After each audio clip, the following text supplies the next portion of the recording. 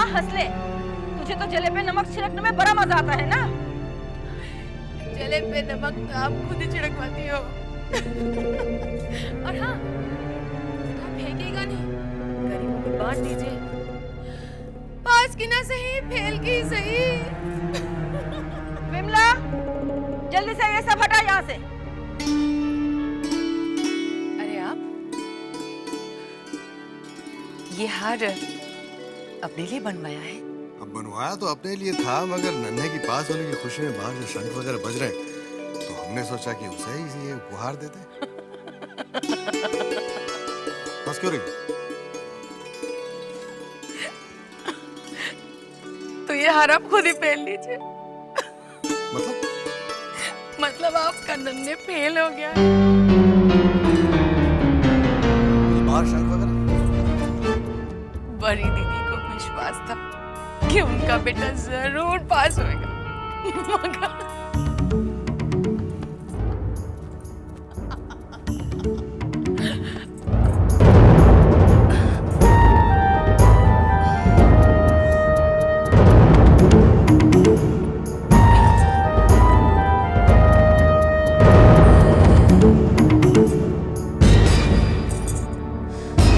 क्या बात है बेटी, दामाद जी नहीं दिख रहे, कहाँ गए? शायद फेल होने के दुख में कहीं शराब पी रहे होंगे। तो क्या फेल हो गए? जी हाँ पिताजी, मुझे आपसे कुछ कहना है। क्या बात है बेटी, तू बड़ी गंभीर नजर आ रही है। पिताजी, मुझे यहाँ से ले चलिए, मेरा यहाँ दम घुटता है। क्या हुआ क्या? किसी ने तुझसे कुछ कहा? नन्हे बाबू ने कुछ कहा?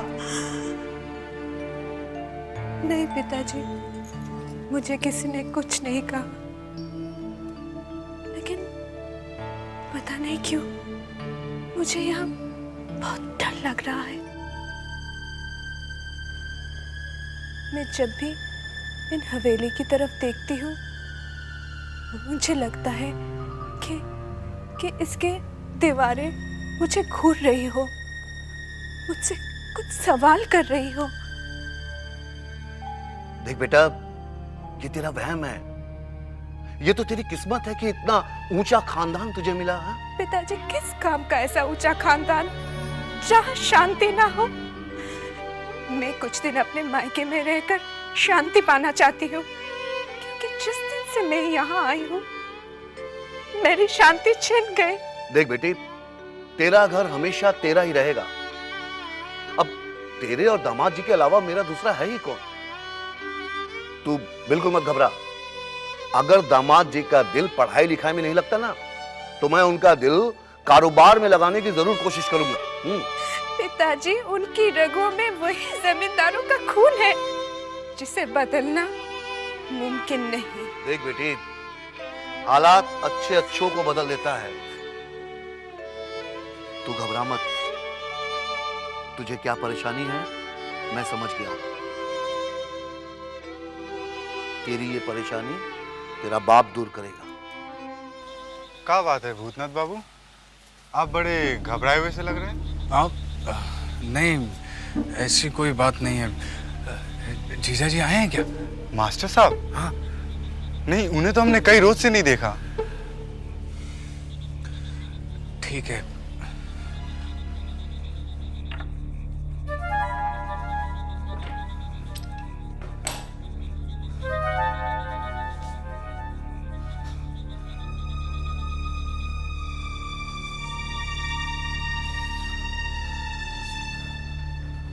साले साहब आप आ गए? अरे बंसी, अच्छा हो गया तू आ गया। आज पता है, गोरों ने जीजाजी पर गोलियां चलाई। हे भगवान, फिर क्या हुआ?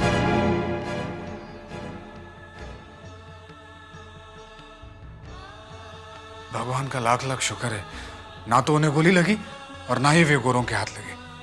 साले साहब, आप देखना, अपने मास्टर जी की जो कोशिश है ना, ये बेकार नहीं जाएगी। एक ना एक दिन ये गोरों को अपना देश छोड़कर भागना पड़ेगा। हाँ बंसी, ऐसा ही होगा, ऐसा ही होगा, देखना।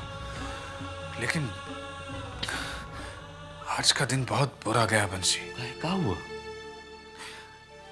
आज गिरी मिली थी, बेचारी एकदम पागल नजर आ रही थी। बहुत बुरा हुआ बेचारी के साथ। वैसे भी हवेली में न्याय किसके साथ हुआ है? जिसके साथ हुआ है अन्याय ही हुआ है।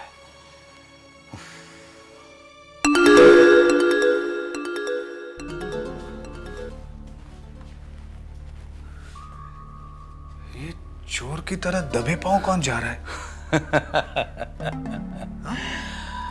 साले साहब, ये जो उन हवेली में साहब लोग हैं ना, इनका कौनो काम रुकता नहीं है, सब काम चलता रहता है। यह है अपनी बड़ी माँ की दासी लक्ष्मी, अपने नन्हे बाबू के अय्यासी का सामान है। सुनो सुनो, जौन काम वो गिरी करती थी ना, वही काम अभी लक्ष्मी करती है। छी छी।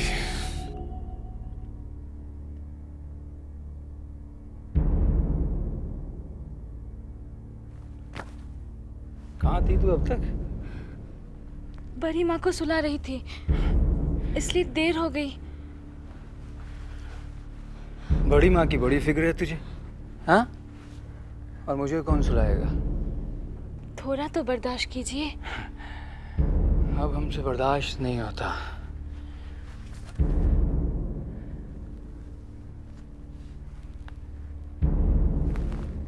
बंसी, मुझे तो इस हवेली में रहने से नफरत सी हो गई है। अगर छोटी बहू का ख्याल ना होता तो मैं हवेली कब का छोड़कर चला गया होता। चलो उसे देखते हैं। अरे साले साहब, साले साहब, आइए ना साले साहब। देखिए साले साहब, जौन बात हम लोगों के लिए बुरा है वो उनके लिए अच्छा है।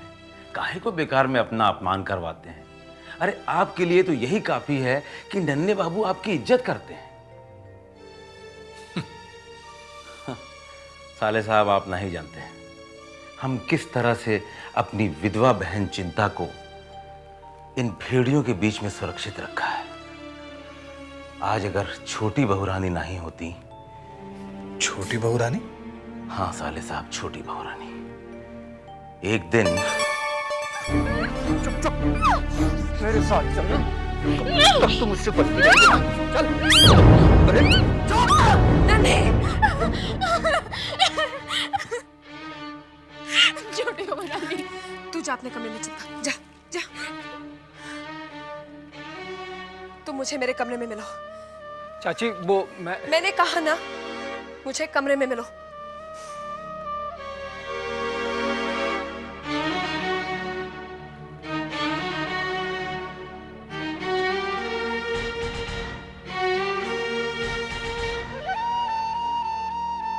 चाची, मुझसे गलती हो गई। मैं शायद अपने होश में नहीं था। नन्हे, मैंने तुमसे सफाई नहीं मांगी है, तुम्हें कुछ समझाना था। मैंने चिंता को एक दासी की तरह नहीं, अपनी बहन की तरह समझा है। और मैं चाहती हूं कि आज के बाद से तुम भी उसे वही इज्जत दोगे जो एक भाई अपनी बहन को देता है। जी छोटी चाची। और उस दिन से लेकर आज तक नन्हे बाबू ने कभी भी चिंता की तरफ आंख उठाकर नहीं देखा।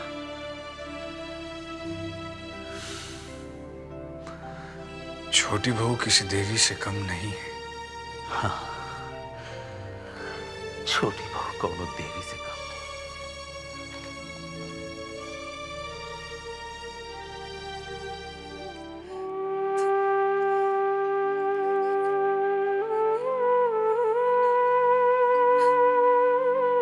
ए भैया, कुछ खाने को दे देना।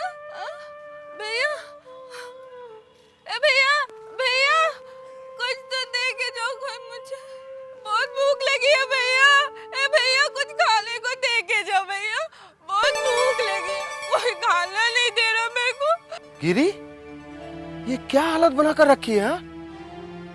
वृंदावन भैया, हाँ हाँ, मुझे कोई खाना नहीं दे रहा, बहुत भूख लगी, सबसे मैंने मांग लिया। चल। भैया, चल मेरे साथ चल। वो हवेली के लोगों ने मुझे निकाल दिया। ठीक है मेरे साथ चल। कहाँ जाऊंगी? अब मुझे हवेली ले नहीं नहीं नहीं मेरे साथ चल। जाऊंगी, हवेली चल ले चल जाऊंगी। गिरी चल मेरे साथ चल।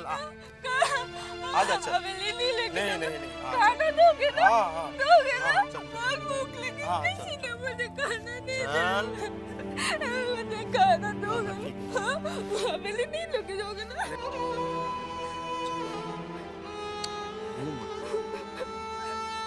चल चल।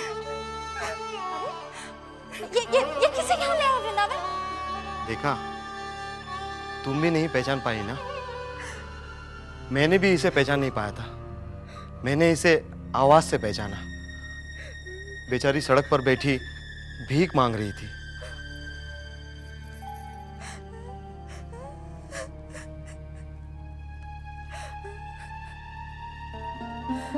गिरी? ये तो गिरी है। मुझे बहुत भूख लगी है, थोड़ा खाने को दे दो। वृंदावन जा, इसके लिए खाने के लिए ले आ। ठीक है। आजा, बैठ बैठ।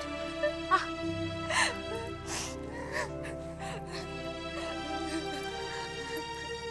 ये तेरी भिखारियों जैसी हालत। रो मत, सब कुछ ठीक हो जाएगा। मुझे तेरे बारे में पता तो चला, लेकिन किसी को ये पता नहीं कि तू हवेली से अचानक कहाँ गायब हो गई। मुझे मैचले बाबू ने कैद खाने में डाल दिया था। क्या कह रही है तू? साफ साफ बता, क्या हुआ था? एक दिन मुझे नन्हे बाबू झूठ मूठ बोला ये कि नन्हे बाबू ने मुझे बुलाया है और जब मैं गए मुझे जेल में डाल दिया और मुझे वहाँ बहुत मारा। अगर गरी बाबू नहीं होते ना तो मैं उसी कैद खाने में सड़ रही होती। उन्होंने मुझे बचाया है। अरे तो वहां से भागने के बाद मेरे पास पहले क्यों नहीं चली आई? सोचा था, फिर सोचा अगर आप छोटे बाबू की वजह से मुंह फेर लेते तो। बिल्कुल पागल है तू गिरी। अब देख, ऐसा सोचकर क्या हाल बना लिया तूने अपना। अब मेरे साथ ना बहुत बुरा हुआ। वो नन्हे बाबू ने मुझे जी मार के लूटा। मछली बाबू ने मुझे बेकारण बना दिया। देख लेना, मेरी हार उस हवेली को जरूर लगेगी। नहीं गिरी, ऐसा मत कह। उस हवेली में छोटे बाबू भी रहते हैं। देख, तू घबरा मत। मैं हूं ना, मैं तुझे बेसहारा बिल्कुल नहीं होने दूंगी। खाने पीने रहने सबका इंतजाम कर दूंगी और कोई अच्छा सा लड़का देखकर तेरी शादी भी कर दूंगी मैं। चल, रो मत, रो मत। सिंधु, पता नहीं अचानक बेहोश होके गिर पड़ी है।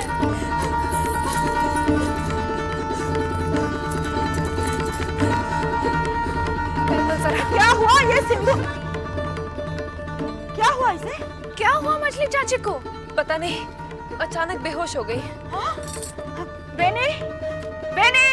जी बड़ी माँ। जा जल्दी से मछली बाबू को खबर कर। बोल कि मछली बेहोश हो गई है। जा जल्दी जा। जी बड़ी माँ। अरे अरे तुम लोग बैठे क्यों हो? पानी छिड़काओ, प्याज सुंघाओ, अरे जूता सुंघाओ। अरे सिंधु, जा जल्दी जा, प्याज काट के ले आ।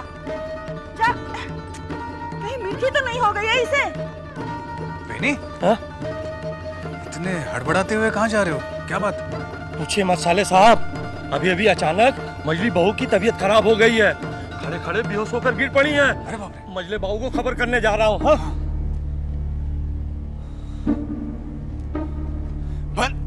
बंसी, बंसी, ये मंजली बहू को क्या हुआ? उनकी तबीयत तो कल से बिगड़ी हुई है बहुत। आज कुछ ज्यादा खराब हो गई है। और ये मंजली बाबू कहाँ गए? मजले बाबू कहाँ? अपनी हंसिनी के पास। हंसिनी? हाँ, मजले बाबू की रखेल। छोटी मालकिन, मछली मालकिन को होश क्यों नहीं आ रहा है? तू घबरा मत, वैद्य जी आते ही होंगे। जा इनके लिए थोड़ा पानी ले आ।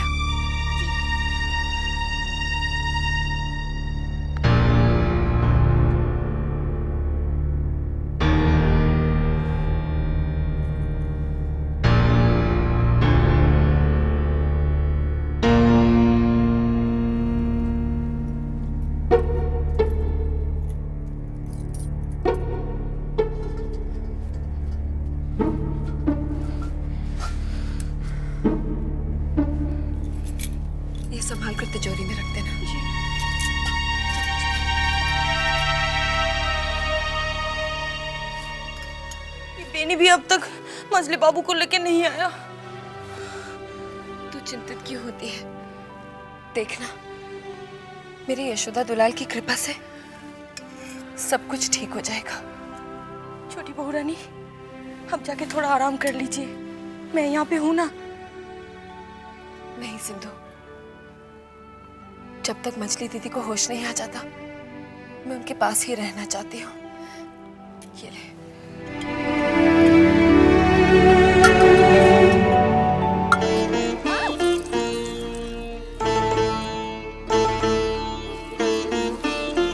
मछली मालिक, हरामजादे, तेरी ये मजाल तो इस वक्त यहाँ आया, देखता नहीं कि हम क्या कर रहे हैं। सरकार अचानक मछली मालकिन की तबीयत खराब हो गई है। क्या हुआ मछली मालकिन को? खबरदार, होशियार, मजले बाबू की हवा गाड़ी आ रही है।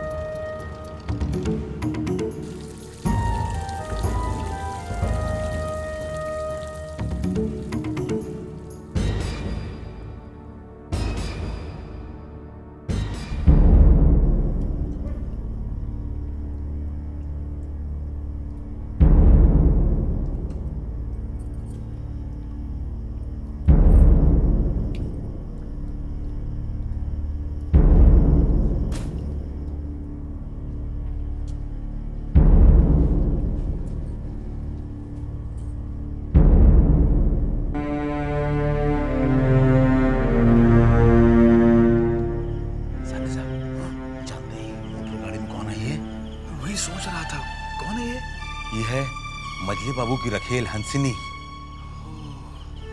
लेकिन वो यहाँ क्यों आई है? शायद मजली मालकिन का तबीयत का सुनकर आई है, लेकिन साले साहब मैं पता करता हूँ क्यों आई है यहाँ पे।